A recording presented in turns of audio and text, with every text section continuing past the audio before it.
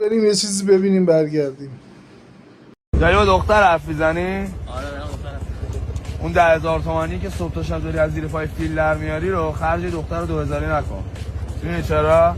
چون همون یه روزی به بدترین شکل ممکن بهت میزنه. به شما هم دارم میگم به دختر جماعت اعتماد نکنید. یا علی آقا.